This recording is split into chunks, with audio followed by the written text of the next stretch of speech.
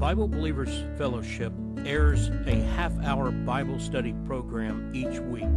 You can find them permanently posted for free download at bbfohio.com, and you can listen to the latest half-hour study by listening Saturdays at noon and Sundays at 9:30 p.m. on 91.5 Freedom FM.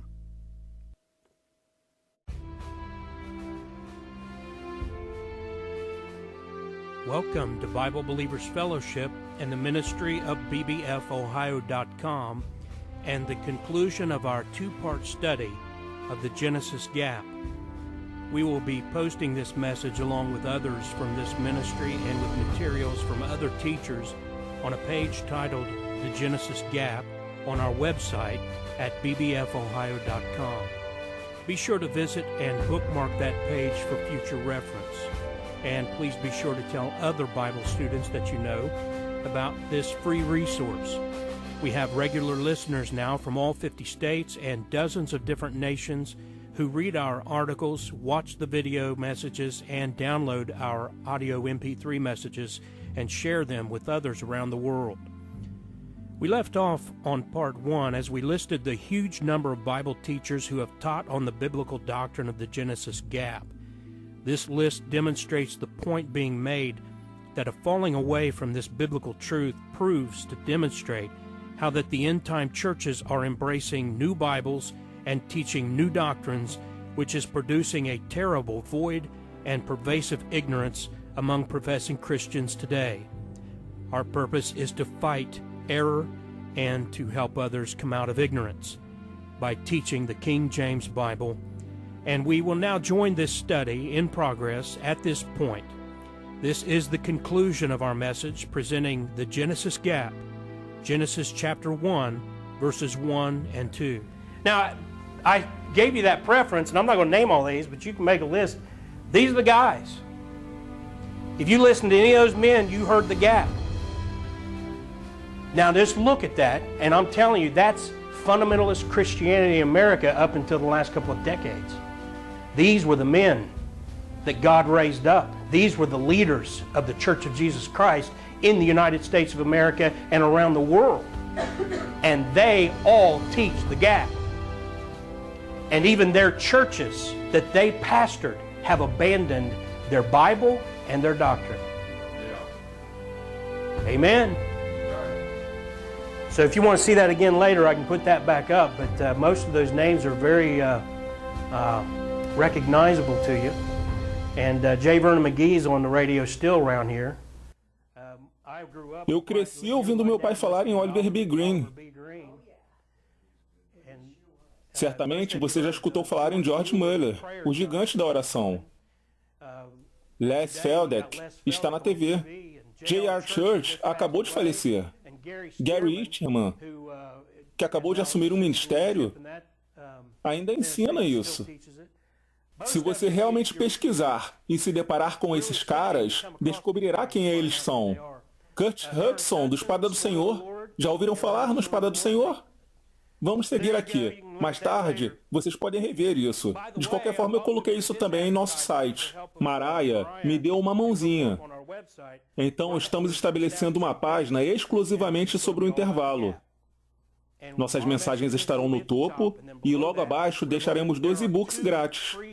2 livros grátis que você poderá baixar, sendo ambos sobre isso. Portanto, irei adicionar materiais de outros sites nessa página. Agora, repetindo, eu não concordo com tudo que todos os professores do intervalo acreditam, pois há pontos em que acabamos divergindo, e eu preciso dizer, acho que é assim ou assado. Porém, o fato é que há certas verdades fundamentais sobre o intervalo das quais ninguém discorda. Estão lá. Não se trata de teoria, e sim de doutrina bíblica. Lúcifer e sua queda não podem ser compreendidos sem o entendimento da lacuna. Ele é o nosso inimigo. Quantos aqui já ouviram que devemos conhecer nosso inimigo? Você não pode vencer uma guerra sem conhecer o seu inimigo. Quero dizer, quando acontece um ataque terrorista, qual é a primeira coisa que as autoridades tentam descobrir? A autoria. E por quê? Para bombardearem a pessoa certa, ok? Amém? Agora vamos olhar para Gênesis 1:2 novamente. Eu faço a seguinte pergunta a vocês: de onde as trevas vieram? Repetindo, em Gênesis 1, versículo 1, Deus criou tudo perfeito. Ele sempre cria com perfeição. Isaías disse que ele não cria nada nestas condições. A escuridão surgiu de alguma forma. E novamente, pessoal, leiam o livro de Jeffrey Marges. Estou apenas dando uma dica. Só quero que vocês entendam o seguinte: não acho que sou o melhor professor do mundo, o mais inteligente do mundo, e não hesito em pedir emprestado a outros homens de Deus quando preciso. Não temos um monopólio da verdade, mas existem grandes homens de Deus, como Jeffrey Marges.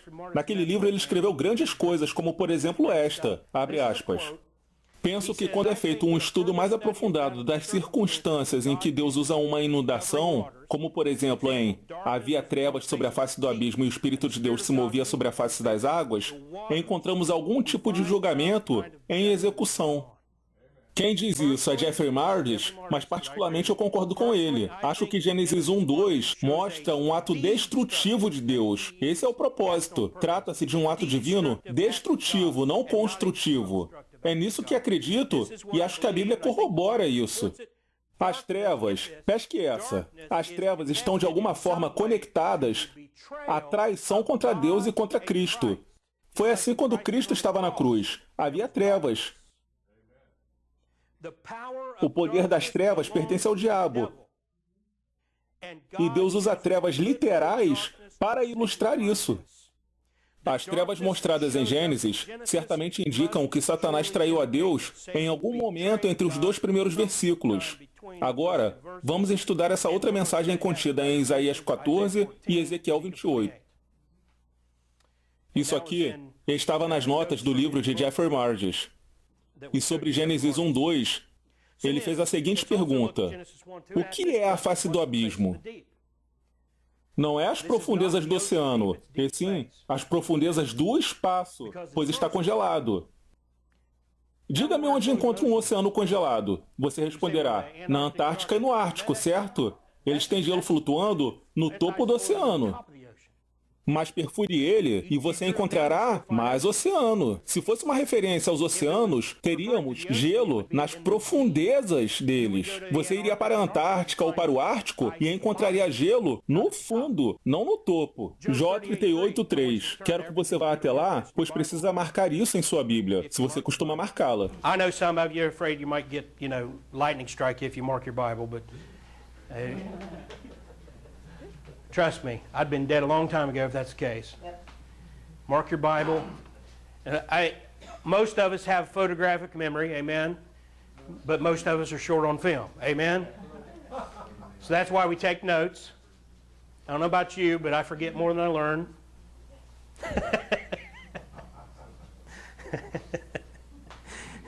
Some of you get that over lunch. Job 38:3. That was funny. I don't care what you say. Job 38:3. Read that. The waters are hid as with it. Wait a minute. Am I the only? Did I get the what? He said 38:3. That's not right. Oh. Is it top? What's the verse then? I got a typo. 30. What? Verse 30. Verse 30. 38:30. Okay.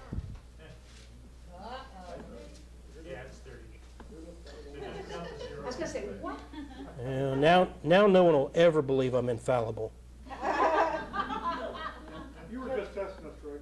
Yeah, I was just, y'all passed. And I could edit this if I wanted to, Take 2. Makeup, I need a lot.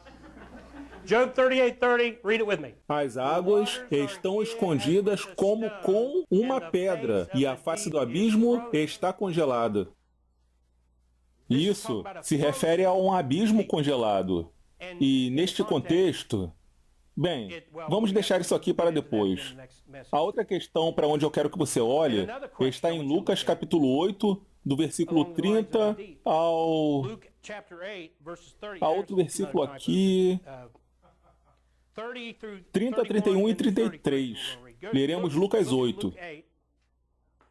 Vimos o abismo congelado e agora veremos este tópico que já estudamos em nosso estudo sobre Marcos a respeito da legião. Mas agora, eu quero ver isso em Lucas. Lucas 8, 30 e 31. Os evangelhos não se contradizem, mas às vezes você encontra pepitas em um que não são encontradas no outro. Deus tem suas razões para isso. Você já se perguntou alguma vez, ao ler esta passagem, por que a legião temia o abismo, porém não as águas? Veja o que aconteceu. Os versículos 30 e 31 dizem, e Jesus perguntou-lhe dizendo, qual é o teu nome? E ele disse, Legião, porque muitos demônios haviam entrado nele, e pediram-lhe para que não os mandasse para o abismo. Veja isso. Eles estão implorando, não nos envie para o abismo. Então o que acontece?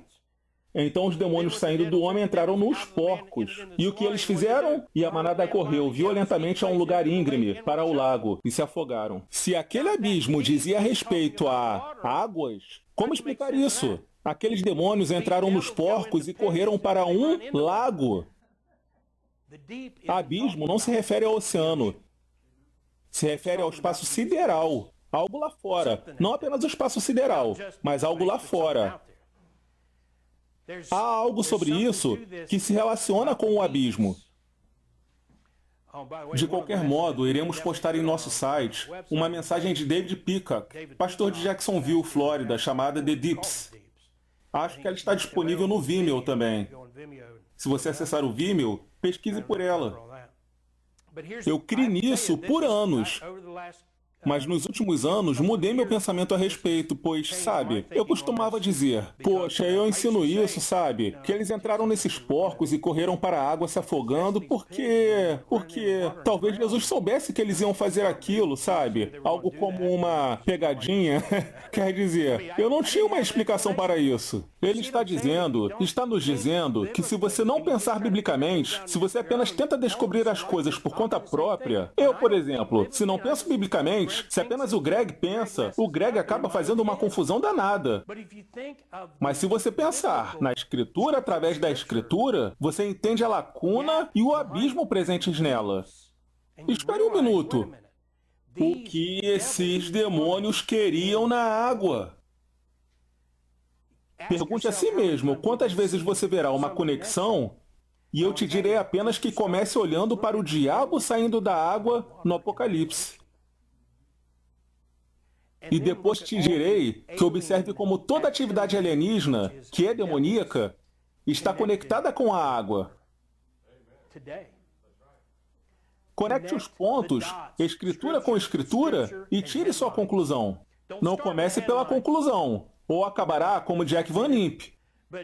Comece pela escritura e aí sim, tire a conclusão. É por isso que acrescentei isto aos slides de Maraia, minha cópia do livro Preto é Belo, de Peter Huckman. Ele diz haver uma conexão direta entre os alienígenas, assim chamados na modernidade, e os demônios, a água. Me perguntam, você crê em OVNI? Sim, eu creio. Objetos voadores não identificados. Se você vê algo no céu que não consegue identificar, se trata de um OVNI. Significa que é algo de outro planeta? Não.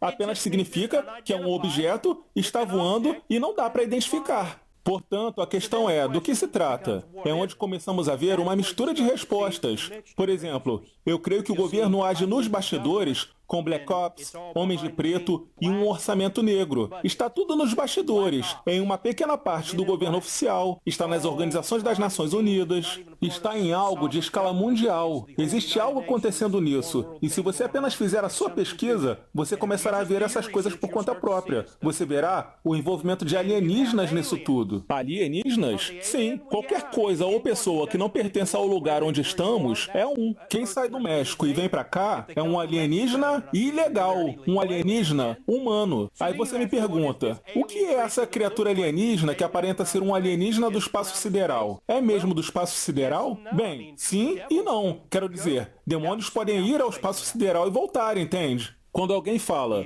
eu vi um alienígena do espaço sideral, isso pode ser verdade, mas precisamos entender que não se trata de um planeta distante enviando seus representantes para virem aqui sugar nossos cérebros. Estamos falando de criaturas alienígenas que são demônios repugnantes, espíritos imundos. Reparem que todos eles têm uma mensagem religiosa. Todos eles dizem às pessoas uma mensagem religiosa.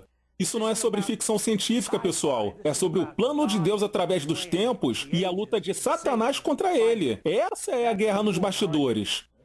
Este livro é simplesmente incrível. É o que posso dizer sobre ele. Então, olhamos para Gênesis 1:2 novamente e perguntamos, de onde vieram essas águas? Ora, de onde é dito que Deus criou as águas? O versículo 1.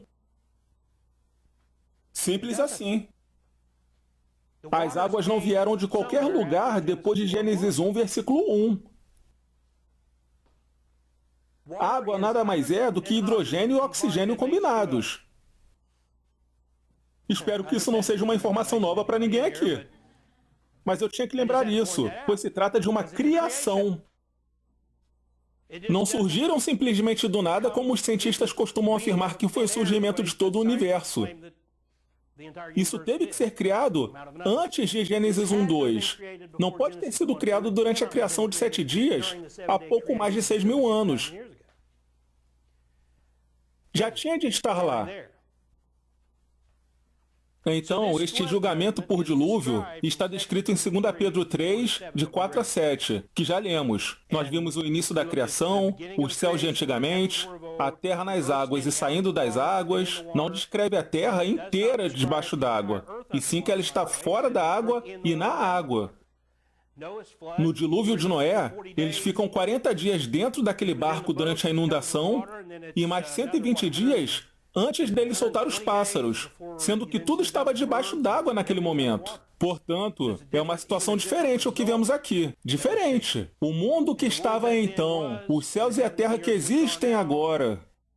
Mas os bilhões, eu preciso deixar isso claro, um modelo de bilhões de anos é um conto de fadas tanto quanto o modelo criacionista da Terra jovem. Como o homem pode ter sido criado entre 6 e 10 mil anos atrás, se as coisas parecem mais velhas do que isso? O intervalo de Gênesis responde isso. As coisas parecem mais antigas do que 6.000 anos. Deus não iria... Veja bem, o criacionismo da Terra Jovem ensina que Deus, basicamente, engana as pessoas, fazendo as coisas parecerem mais velhas do que realmente são. Na verdade, elas não são. Deus não joga desse jeito. Deus não está tentando te enganar. Há uma explicação para as coisas aparentarem ter mais de 6.000 anos de idade. É porque realmente tem. Se você entender o intervalo de Gênesis, obtém suas respostas. Agora, o relato da criação de Gênesis 1:3 em diante ocorre, eu creio, a algum momento próximo de Gênesis 3, que foi onde aconteceu a queda. Creio que isso foi há cerca de 6.000 anos. Contudo, repito, há uma outra pequena lacuna desde o instante em que Deus criou tudo em Gênesis 1 e Gênesis 3, quando vemos o homem já criado, pois não sabemos exatamente por quanto tempo ele ficou ali. É uma outra pequena lacuna. Pergunta: como uma serpente pecadora, rebelde e blasfema se encontra no jardim do Éden antes da queda de Adão e Eva? O intervalo de Gênesis responde essa pergunta. Quando ocorreu a queda de Lúcifer com seus anjos ou demônios? Enfim, aquilo que as pessoas chamam de demônios. A lacuna de Gênesis nos fornece uma resposta. Você responde essas perguntas assim que entende o que ouviu nesta manhã, o que aprendeu aqui. Quando for ler sua Bíblia, recomece de Gênesis 1. Leia os versículos 1 e 2 devagar. Leia o que é dito. Leia em voz alta e então permita que Deus comece a te mostrar as respostas às suas perguntas. O que você obteve neste estudo matinal é basicamente a verdadeira versão da doutrina da lacuna de Gênesis. E tanto aquela mensagem sobre o mar de vidro, quanto as mensagens que virão em breve, irão se basear nisso, de modo que você aprenderá mais e mais sobre isso. Todavia, como você deve saber, o resultado final é pessoal. Você vem à igreja, você vem aqui para aprender. E a cada palavra, isso confirma sua fé, constrói sua fé. Se não me engano, foi o John quem me disse outro dia... Bem, acho que foi o John, enfim. Me disseram que quando D.L. Moody estava orando pedindo mais fé, Deus mostrou a ele Romanos 10:17. Assim, então, a fé vem pelo ouvir e o ouvir pela palavra de Deus. Você edifica sua fé construindo seu conhecimento e sua confiança naquele livro. Se você quiser uma fé mais forte, continue estudando, continue aprendendo e abrirá os seus olhos para essas verdades. Você verá que sua fé se tornará tão forte que nada te fará duvidar de Deus novamente. Sabe, isso é algo que você pode ter em sua vida. Você pode ter uma fé inabalável. Você pode ter a fé do apóstolo Paulo. Você pode ter a fé dos mártires. Você pode ter a fé que ninguém mais tem, que levou muitos ao apedrejamento. Quantos afirmam conhecer pessoas alegadamente cristãs e crentes que, quando passam por um problema, acabam tropeçando? Você pode ter a fé que é sólida, a fé que não tropeça, a fé que vem pelo ouvir e o ouvir pela palavra de Deus. Vamos encerrar com a oração do irmão Mike.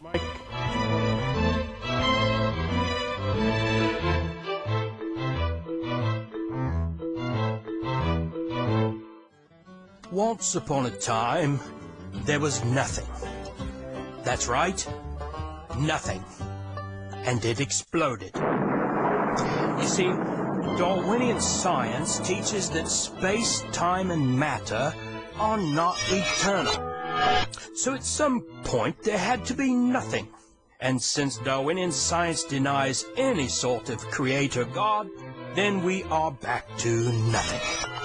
But within this nothing, we are told that matter appeared from out of nowhere.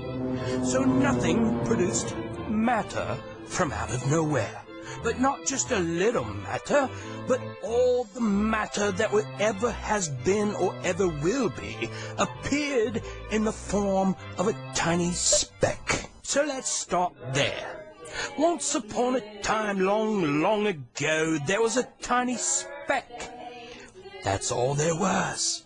It came from nothing out of nowhere, and that's all there was. There was no space or time, just a speck, smaller than an atom. A speck that was so incomprehensibly dense with matter that it contained everything you see and do not see in the universe. Yet it was so small that it could not be seen by the naked eye. But it was there. The priesthood of Darwin, that we call scientists, like to call this speck the cosmic egg. Not an egg laid by a cosmic chicken, but just a cosmic egg produced from nothing out of nowhere. But because this cosmic egg is so small, some have preferred to call it the cosmic pea. Others prefer some other name, so there it was, all alone. Our tiny little heavyweight universe, the size of a speck you could not see. Where did it come from? Who or what put it there? And if the universe did not exist except in the form of this tiny speck so small it could not be seen, where is there? What was this nursery that held our tiny little overweight universe in limbo from an unknown origin and for the duration of what could have been immeasurable numbers of billions or trillions of years? If space did not exist, but the cosmic pea was there, where is there? Attention all units, this is an Air Force bulletin. Be on the lookout for there. It was there, but we don't know where. Over. And who or what put there? There. And who or what is the who or what that put there? There. Let us just call the who or the what that put there, there, in order to place the cosmic pea there by the name of it. We are to believe that it put the cosmic pea in a place that was there even though there was nothing there. How could it have been there if there was nothing there? If you are beginning to feel lost, confused, or simply acquiring a headache, you should know that scientific inquiry must lead us even further into a time and a place where time did not exist and there was nothing there to call a place a place. So we ought to believe that it made a place we call there that wasn't there, and placed the cosmic P there where nothing existed except this cosmic P. The cosmic P was a speck so small that it could not be seen by the naked eye, but it was there, and there is a place that did not exist, but was put there by a who or what we call it, since we have no idea who or what it is. And that, dear children, is the theoretical basis upon which the Darwinian theory of the origin of the universe rests. For obvious reasons, the Darwinians attempt to divorce the theory of the origin of species from the origin of the universe. But those of us who have not suspended logic and reason remain resolute to demand that they deal honestly and fairly with the fact that they believe and teach that something was there in a place that wasn't there, and that this something exploded and produced the wondrous, expansive, organized, and beautiful universe teeming with life and order that we now see. That is truly a fairy tale for grown-ups. I don't know about you, but I don't have that much faith. I will continue to believe in the Creator God, whose name is Jesus.